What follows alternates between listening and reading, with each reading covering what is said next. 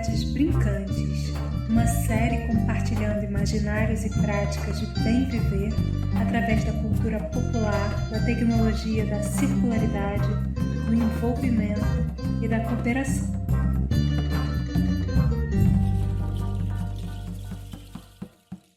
Para toda a vida em comunidade, colaboração, pertencimento, a ancestralidade, a oralidade, memória, musicalidade, capoeira centrada, é uma educação que está baseada em brincadeiras. Pesquisando se essa ancestralidade nossa, da cultura africana brasileira, pode estar relacionada também ao nosso futuro. Elas vão vendo o comportamento dos mais velhos, que é o ensinamento. O melhor ensinamento é o exemplo. Na circularidade das relações, a gente dá aquilo que a gente recebeu.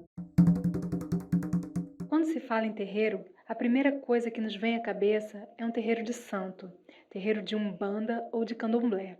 O dicionário nos diz que é uma porção de terra larga e plana, e a etimologia nos informa que o termo terreiro vem do latim terrarium. É Muniz Sodré que afirma que os terreiros, além de si, abre aspas, constituírem como focos de resistência territorial, física, mental e familiar negra, também funcionam como polos de difusão de informações e trocas de saberes que, muitas vezes, não são reconhecidos pela classe dominante. Fecha aspas. Não podemos perder de vista os fios da história. Diante dos valores civilizatórios que os colonizadores impuseram com a escravização, os africanos escravizados criaram muitas maneiras de sobreviver. Eles criaram espaços de resistência, recriaram o mundo no centro de uma cabaça e nasceram através de uma cosmogênese que provém da circularidade. E é nesses territórios de ancestralidade que buscamos histórias e vozes que nos contam os ecos da tecnologia que vem sendo usada por tempos e tempos. Que modos de vida são cultivados na aprendizagem em roda? Talvez seja nesse ponto entre resistir a uma cultura imposta e dançar malemolente entre as brechas é que o Culturas Brincantes tem escolhido falar no episódio Culturas de Terreiro, Tecnologia da Circularidade, sobre capoeira, dança circular, cultura popular, afrofuturismo musical, terreiro de candomblé e economia circular. E dentro da nossa pesquisa, buscando mapear a prática das culturas brincantes, é que chamamos aqui a Beatriz Bessa, professora, pesquisadora e musicista, para nos contar um pouco do seu trabalho e nos dar pistas sobre o afrofuturismo musical. Meu nome é Beatriz Bessa, eu sou arte educadora do Museu do Pontal, sou professora de música no Colégio Estrela Maris, no Vidigal, aqui no Rio de Janeiro. Sou também artista musicista, comando o Música para Brincar, que é uma proposta de recreação lúdica musical, e também faço voz e triângulo no Cantos da Flor, que é um trio de forró feminino. Além disso, sou brincante também no Núcleo Experimental de Arte e Educação. Cultura popular ela é muito presente em todos esses segmentos de atuação profissional que eu tenho. Tanto meu trabalho no setor educativo do Museu do Pontal, que é um museu de arte popular brasileira, então a gente recebe todos os visitantes do museu e mostra para eles, através de uma visita musicada, todo o acervo, cantando músicas do nosso repertório popular, músicas de jongo, músicas de coco de roda, canções folclóricas de domínio público, algumas músicas de capoeira. No Núcleo Experimental de Arte e Educação também utilizamos canções autorais criadas a partir desses ritmos e dessas linguagens do cancioneiro popular do Brasil, influenciadas e inspiradas em ritmos diversos, o maracatu, o maculelê, o frevo, o samba chula. O meu trabalho como professora de música no Vidigal também está bem baseado nas canções de cultura popular. Então, música também é movimento, música também é dança, música também é socialização, música também é expressão corporal. Então, a cultura popular ela traz muito essa paisagem de múltiplas linguagens artísticas estando ali acontecendo no campo da música, enredada pela multilinguagem da cultura popular. Eu tenho formação em psicologia na UERJ, fiz o mestrado em memória social na Unirio, que eu também pesquisei muito essa memória dessa cultura popular mais ancestral, mais antiga. Terminei também o mestrado profissional de ensino das práticas musicais, onde eu escrevi um livro sobre artes musicais afro-brasileiras, experiências na educação básica. Ou seja, todo esse trabalho dentro da escola, coloquei nesse livro para orientar os professores e educadores de música a estarem realizando atividades afro-brasileiras nas suas aulas de músicas, tanto da rede pública como da rede privada no Brasil. Como eu sou uma pessoa preta, tenho muito interesse em trazer diversos matizes da cultura negra brasileiras. E agora eu estou no doutorado pesquisando se essa ancestralidade nossa da cultura africana brasileira pode estar relacionada também ao nosso futuro. Então, a minha pesquisa atual investiga aí o afrofuturismo musical na educação. Então, a partir das minhas próprias vivências pessoais, procurando experimentar como que essa nova geração, que é tão internética, tão internautica, tão tecnológica, como dentro de sala de aula, toda essa linguagem, essas novas abordagens que essa geração aí, pessoal que está entre 10 e 15 anos, que são os alunos que eu recebo no espaço escolar, como que dialoga com essa ancestralidade, como essa ancestralidade negra e essas raízes afro dialogam com as questões voltadas ao futuro. Então, é um pouco não só resgatar as nossas raízes, que é a minha pesquisa agora, essa raiz da coisa da roda, do brincar, das múltiplas linguagens dialogando com a música não sendo um lugar isolado dentro de uma perspectiva artística, mas entremeado pelas outras linguagens artísticas, e como ela dialoga com esse futuro, como a gente pode pensar essa cultura preta não apenas no presente e dialogando com a sua ancestralidade, mas como pensar toda essa riqueza cultural num futuro e dialogando com a nova geração que está agora. Super obrigada. Escutem só, é o grupo Roseira d'Água que está aqui para nos falar sobre a pesquisa que eles têm a partir da cultura popular e de um modo de viver que eles buscam conectados à história e à ancestralidade brasileira. Nós somos a Roseira d'Água e agradecemos o convite para participar dessa série Comunidades Brincantes. É um prazer trazermos a nossa contribuição, contar um pouco da nossa história. A Roseira d'Água é um grupo formado por brincantes, que são músicos, dançantes, arte educadores, todos amantes das culturas, das matrizes ancestrais brasileiras. O grupo ele surgiu num ciclo do mês junino. E nesse clima festivo de brincadeiras e muita devoção que aquece os nossos corações, a Roseira d'Água é a iniciativa de 3 mulheres que lideram esse grupo, que são produtoras, que são artistas e que são diretoras. Na roseira tem perfumes e flores que exalam no vento que vem. Na roseira tem o carimbó e tem coco de rosa também. Na roseira tem. Nos reunimos num reencontro de amigos que estavam morando aqui na cidade de Niterói, mas se conheciam de outros grupos de cultura popular. E frequentavam as rodas de brincadeiras pelo Rio de Janeiro, iam juntos para as comunidades, terreiros, prestigiar os ritos e festejos dos mestres e mestras. Então, a proposta inicial do grupo era reunir e estudar essas tradições, trocar conhecimento, né? E nos reunir para brincar. E passamos a levar esses conhecimentos como oficinas em sala de aula, em ocupações, em espaços públicos da cidade. E hoje também temos um trabalho artístico que é fruto dessas vivências.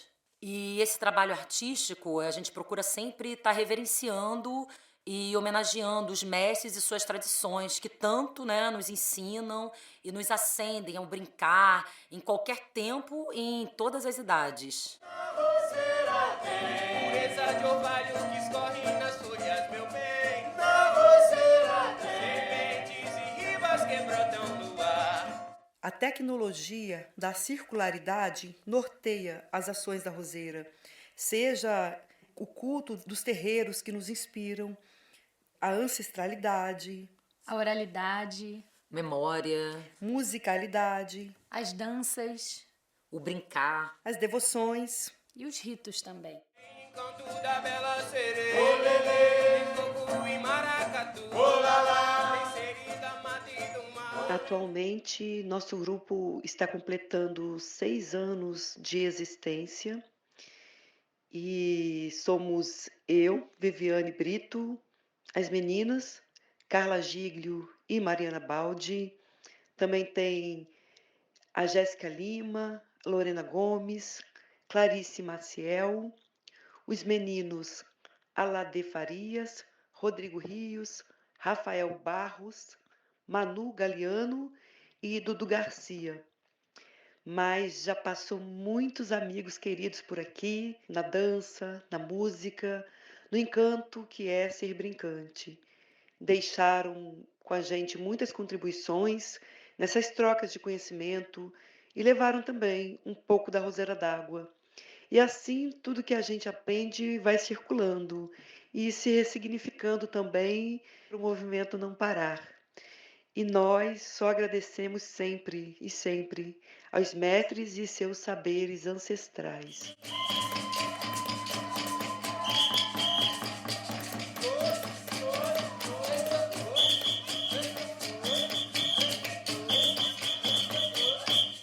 E é o mestre Ferradura que nos conta sobre esse trabalho que ele desenvolve há 30 anos, transformando vidas através do aprendizado em roda. Meu nome é Omri Breda, sou conhecido como Ferradura no jogo da capoeira, que é uma atividade que me impactou muitíssimo pessoalmente logo aos 15 anos de idade. E de lá para cá eu fiz uma série de projetos, educacionais, principalmente ligados à capoeira educação. Entre eles, projetos infantis com crianças a partir de 1 ano de idade, também com pessoas de diversos públicos, como pessoas em situação de rua, pacientes psiquiátricos, adolescentes internados na socioeducação, internados no Degase, do Rio de Janeiro. Também dirijo uma equipe que realiza inúmeros outros projetos, seja com crianças cegas no Instituto Benjamin Constant, ou com crianças em diversas favelas. E tudo isso com apenas o berimbau, apenas aquele instrumento que me impactou quando eu tinha 15 anos de idade e que me levou a querer democratizar o acesso a essa arte que me transformou tanto e transforma tantas vidas, principalmente de pessoas que são privadas de acesso à educação, arte, cultura, esporte, lazer, como as populações citadas anteriormente. E eu encaro essa ideia de capoeira educação como uma tecnologia social. Tem algumas características, entre elas a replicabilidade. E isso nós vemos a possibilidade de utilizar a capoeira educação em tantos projetos diferentes. O baixo custo, necessita apenas de um berimbau para sua implementação e um custo baixo financeiramente falando, mas é um valor gigantesco do recurso humano que está sendo usado ali, dos professores, e substituem um professor de artes, um professor de circo, um professor de arte marcial, um professor de música, tudo fazendo somente a capoeira. Hoje tem capoeira, hoje tem capoeira. Mane me Deus, capoeira. Mane me Deus, capoeira. E a última característica da capoeira como tecnologia social é a resposta endógena. A capoeira é uma resposta que nasceu na sociedade brasileira, que nasceu de baixo para cima do chão que a gente pisa, para responder a essa falta de acesso a esses direitos. Além de conseguir transformar tanto a vida das pessoas, nós também conseguimos ter histórias de vida muito interessantes. Todos os professores do Instituto Brasileiro de Capoeira e Educação que eu dirijo, a grande maioria são pessoas que vieram de favelas e que hoje em dia se sustentam, conseguem pagar suas casas, sustentar suas famílias a partir de um trabalho profissional na capoeira, que se passa de uma maneira natural nas aulas de capoeira e certas pessoas que acabam escolhendo isso.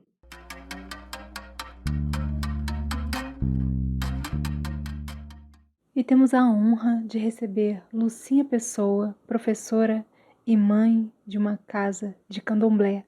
E ela nos traz uma fala que nos coloca em outra dimensão do tempo. Olá, comunidade brincante. Aqui é Lucinha Pessoa. Eu sou professora, faço parte de uma comunidade religiosa aqui em Cachoeira de Macacu, uma casa de candomblé de Quito, que foi fundada pelo meu marido hoje falecido. Foi fundada em julho de 95. Eu sou Ialê desta casa, que quer dizer mãe da comunidade. Ele era um antropólogo e era amante da religião e dos orixás.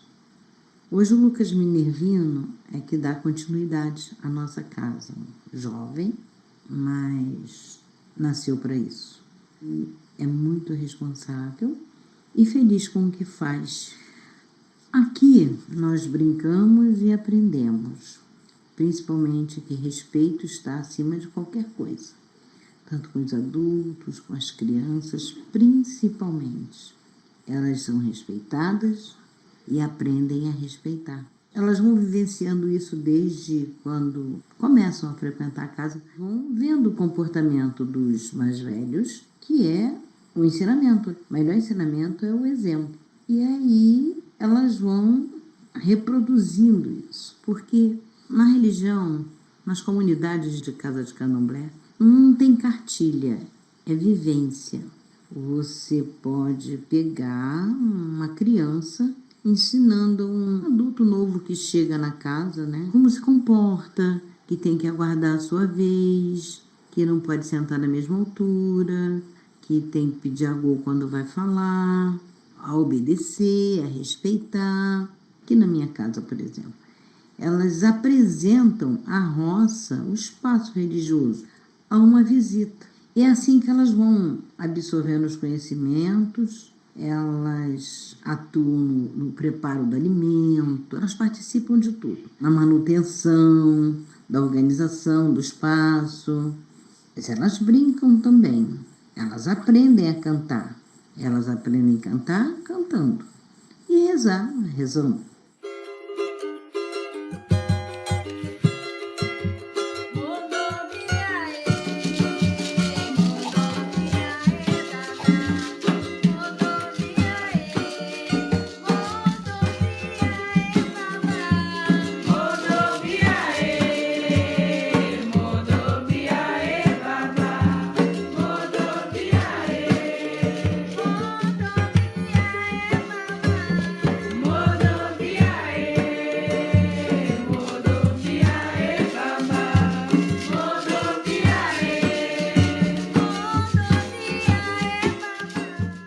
Elas vão se descobrindo, desperta nelas o interesse de saber dos seus ancestrais, como era meu avô, como era minha avó, de que santo era. E assim a gente vive brincando e aprendendo. Foi muita luta para deixar alguma coisa para nós e hoje a gente tem esse privilégio de ter essa liberdade, de ter esses momentos com as nossas crianças. É muito bom, eu gosto muito. É muito gratificante ter essa vivência com essas crianças e trocar com elas. Eu não só ensino, eu aprendo também. Obrigada. E aprender em roda faz parte do legado de toda a cultura ancestral. E a Sol, instrutora de dança circular, vem nos contar um pouco dessa história. Eu sou a Sol e vou compartilhar com vocês um pouco sobre a minha experiência com as danças circulares sagradas. Conheci as danças circulares através de vídeos pela internet, onde eu via cenário de natureza, pessoas dançando em roda, me transmitia uma sensação de paz, de integração, de unidade. E eu pensava, como que eu faço para me conectar com isso? Em uma ida para São Paulo, ia ter uma roda de dança circular e eu pude participar. E encontrei uma família, que é a família das danças circulares. E então eu conheci a Ana Flores, que fazia rodas semanais. Comecei a participar desses encontros. Fui recebendo indicações, poxa, eu sinto que você precisa fazer formação para focalizadora. E aí foram muitos encontros assim e reencontros que eu percebi que a dança circular me trouxe como esse local de voltar para casa interna e também externamente reconhecendo essas famílias que se unem, que vibram juntas. A dança circular, ela é uma ferramenta do resgate da cultura dos povos. Então, de alguma forma, as nossas raízes, a nossa ancestralidade tem esse local comum de dançar ao redor do fogo, de se encontrar para celebrar a vida, celebrar as estações, a colheita. Então eu sinto que a dança circular resgata esse local de ancestralidade, de união, de conexão. E ela nasce em Findhorn, que é uma comunidade na Escócia, que é a mãe das comunidades. E Bernard Voisin, que é o pai das danças circulares, um bailarino que resgatou essas danças dos povos, porque como bailarino ele não via sentido das pessoas, algumas dançarem na frente, melhores atrás. Para ele não tinha muito sentido essa diferença. E quando ele resgata a cultura dos povos, a dança dos povos, ele vê esse local ombro a ombro, onde todos somos iguais. Então é uma ferramenta potencialmente que nos traz esse vínculo do coletivo, da comunidade. E a partir desse local traz muita brincadeira, diversão, descontração. A gente trabalha ferramentas muito importantes para toda a vida em comunidade, que é a colaboração, que é o pertencimento, onde todos somos iguais, onde você é importante e você é especial do jeito que você é e você compõe a nossa roda todo coletivo. Eu sinto que a dança circular traz esse potencial descontraído e que com muito conteúdo do coletivo. Trouxe muitas perspectivas na minha vida, abrindo espaço para eu observar o quanto em alguns momentos eu colaboro, em outros momentos eu recebo apoio. Vai trazendo vários contextos conforme a gente vai dançando em roda. E ela traz novos horizontes quando a gente vai se conectando com várias culturas, porque a gente dança muitas danças tradicionais, então a gente se conecta com várias perspectivas, ritmos, e isso vai abrindo espaço. E qual foi o modo de vida que começamos a cultivar em um determinado momento da história que fez com que perdêssemos a prática de estar em roda? E é a Vanessa Moutinho que vem nos falar sobre isso. Eu me chamo Vanessa Moutinho, sou filha de Oxum com Oxóssi, mas também sou regida por Exu e Yansan, que nos falam do poder das trocas justas, dos giros, das mudanças. Eu sou fundadora da OLOS, onde eu atuo com serviços e projetos de desenvolvimento humano, inovação social e tecnologias ancestrais, com o propósito de fomentar lideranças, equipes, empresas e até economias centradas na terra, em vez de centradas na ilusão do individualismo, do dinheiro como um fim e não como um meio, com foco em a gente retomar o nosso lugar de filhas e filhos desse organismo planetário que tem a missão justamente de aprender a conviver ao redor dela, a gente aprender a dividir irmãmente os recursos que ela nos oferece. E eu faço isso em busca de fortalecer o compromisso com honrarmos os saberes ancestrais como um caminho para a gente criar futuros possíveis, fortalecendo a árvore das relações humanas desde a raiz até os frutos. E como um convite para a gente agir com as nossas próprias mãos, nos lembrarmos de que não estamos sozinhos nem nos momentos de mais profunda solidão, ou justamente nesses momentos, que é quando a gente mais precisa acreditar em pedir e oferecer ajuda, em modelos mais colaborativos e menos competitivos, botar fé em ter poder com, em vez de ter poder sobre. Eu trabalho com a tecnologia da circularidade desde 2009, como forma de hackear ou criar alternativas ao sistema linear, ao tempo cronológico, criar alternativas aos impactos que essa ideia de traçar uma linha reta e ir embora só nela gera sobre os nossos corpos, territórios, sobre nossas relações.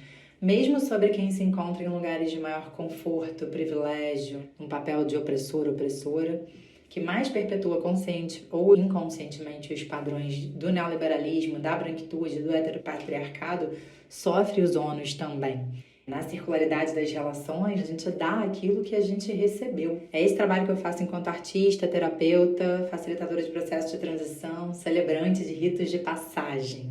É sustentar espaços-tempos para a gente reconhecer onde a gente está e ritualizar os fechamentos e aberturas de ciclos, resgatando essa lembrança de que a gente é feito de ciclos, porque a gente é parte da natureza. Eu acho que a gente precisa de uma educação que ensine isso, que nos ensine a voltar para casa, a escutar o nosso próprio coração, a gente atentar aos exemplos que a gente está deixando para elas.